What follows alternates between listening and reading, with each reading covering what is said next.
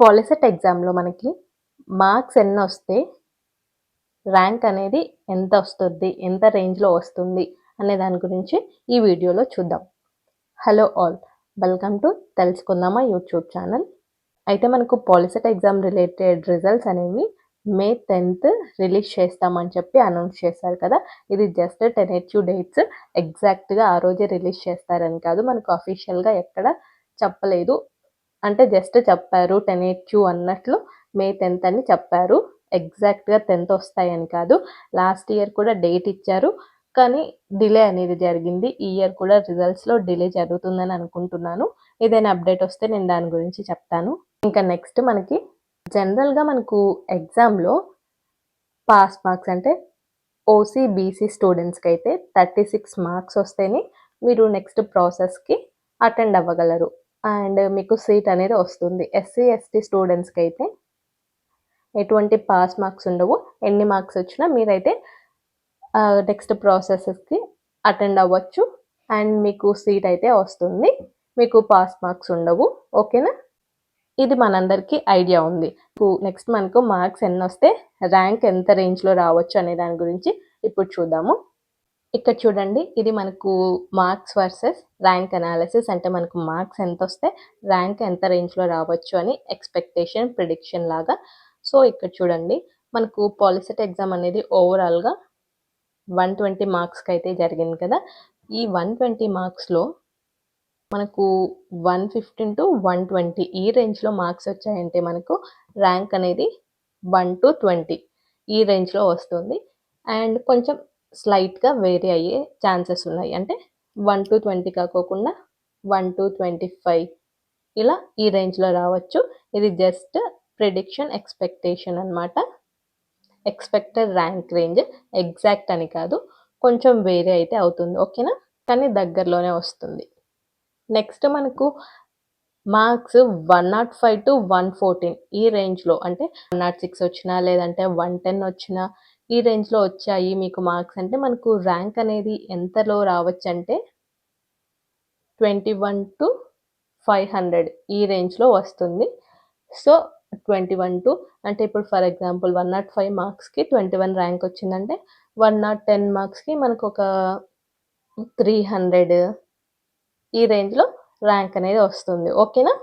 Next మనకు marks అనేవి 90-104 ఈ రేంజ్‌లో ఉన్నాయి అంటే మీ యొక్క మార్క్స్ అంటే 90, 91, 92, 93 అలా 104 వరకు ఈ రేంజ్‌లో ఉన్నాయంటే మీకు ర్యాంక్ అనేది 501-2500 రేంజ్‌లో వస్తాయి. ఓకేనా? ఈ మార్క్స్‌కి మనకు 501 లేదంటే 502, 503 ఇలా ర్యాంక్ వచ్చిందంటే అండ్ 100 మార్క్స్‌కి వచ్చిన వాళ్ళకి ర్యాంక్ ఎంత వస్తుంది అంటే 2300 లేదంటే 2360 ఇలా వస్తుంది. ఈ రేంజ్‌లో వస్తుంది. ఓకేనా? ఇన్ కేస్ మీకు ర్యాంక్ ఇచ్చేటప్పుడు ఇద్దరు స్టూడెంట్స్‌కి సేమ్ మార్క్స్ వచ్చాయి అంటే ఇప్పుడు ఫర్ ఎగ్జాంపుల్ మనకు ఒక ర్యాంక్ ఉంది. 930 ర్యాంక్. ఇది ఒక మార్క్స్‌కి అలాట్ చేయాలి. ఫర్ ఎగ్జాంపుల్ ఇదొచ్చేసి మనకి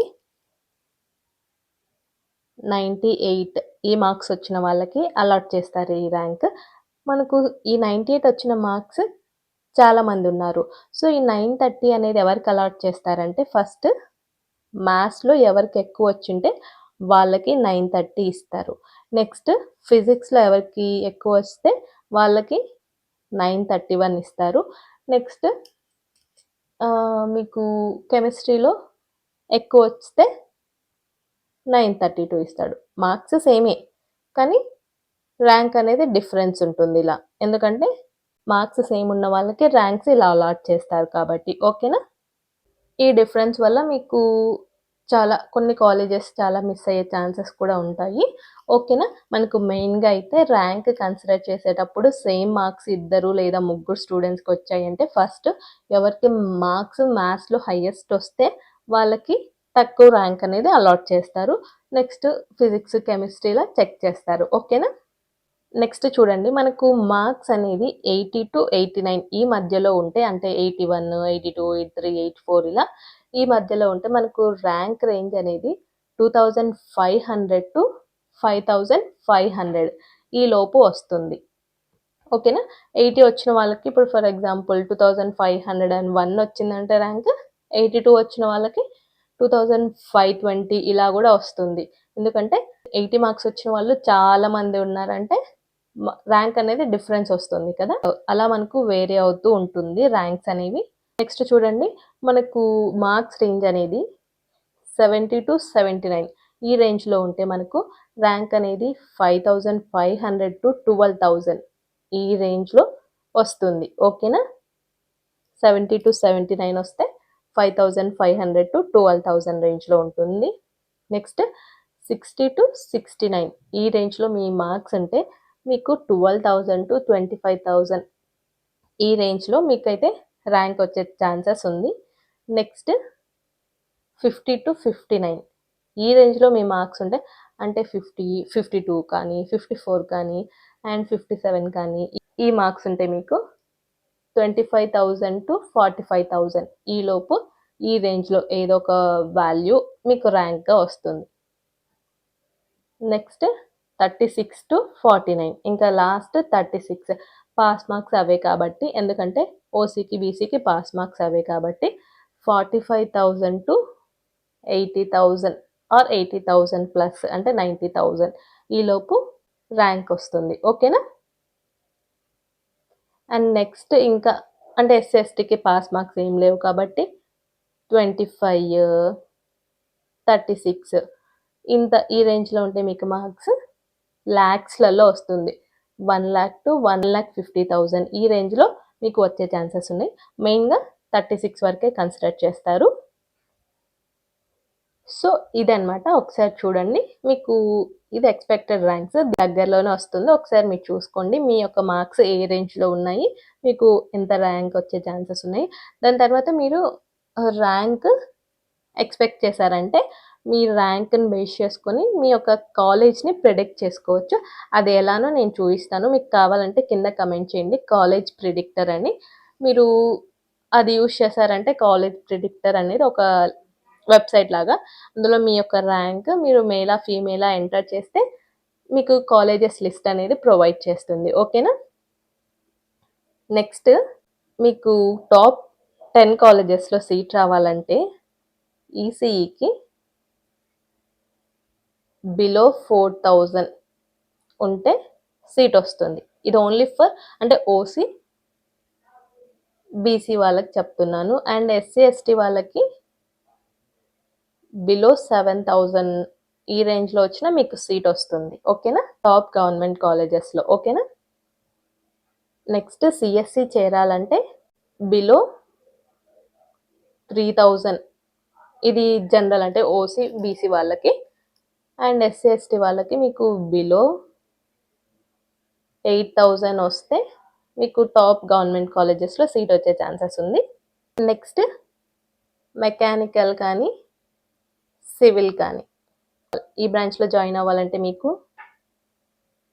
బిలో 9,000 ఈ రేంజ్లో వస్తే మీకు సీట్ వచ్చే ఛాన్సెస్ ఉంది ఓసీబీసీ వాళ్ళకి. అండ్ ఎస్సీ ఎస్టీ వాళ్ళకి బిలో 12,000 ఈ రేంజ్లో వస్తే మీకు గవర్నమెంట్ కాలేజ్లో సీట్ వచ్చే ఛాన్స్ ఉంది. ఓకేనా.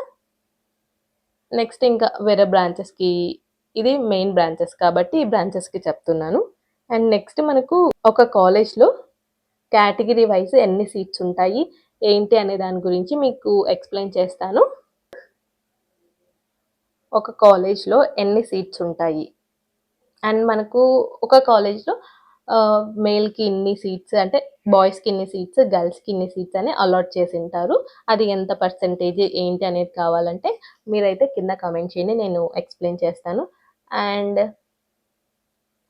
టాప్ గవర్నమెంట్ పాలిటెక్నిక్ కాలేజెస్, తర్వాత ఫీ స్ట్రక్చర్, తర్వాత పాలిసెట్ తర్వాత అంటే అసలు ప్రాసెస్ ఏంటి అంటే ఈ ప్రాసెస్ పాలిసెట్ తర్వాత ర్యాంక్ రిలీజ్ అయిన తర్వాత మొత్తం ప్రాసెస్ని వెబ్ కౌన్సిలింగ్ అంటాము. ఈ వెబ్ కౌన్సిలింగ్ ఇందులో మీకు ఏది వీడియో కావాలో కింద నాకు కమెంట్ చేయండి. మీరు కమెంట్ చేసే దాన్ని బేస్ చేసుకుని నేను ఫస్ట్ ఆ వీడియో అప్లోడ్ చేస్తాను. ఓకేనా. ఇదనమాట. మీకు ఇంకా ఏదైనా డౌట్స్ ఉన్నా కింద కమెంట్ చేయండి. అండ్ ఎవరైనా కొత్తగా చూస్తున్నట్లయితే ఛానల్‌ని సబ్స్క్రైబ్ చేసుకోండి. వాట్సాప్ గ్రూప్‌లో లేకపోతే కింద వాట్సాప్ గ్రూప్ అని కమెంట్ చేయండి. నేనైతే లింక్ షేర్ చేస్తాను. ఓకేనా? అండ్ అలానే వీడియోని హైప్ చేయండి. ఓకేనా? మీకు ఇన్ఫర్మేషన్ యూజ్ అయ్యిందంటే కింద నాకు ఏదో ఒక ఫీడ్‌బ్యాక్ ఇవ్వండి. ఓకేనా? Thank you. Thanks for watching.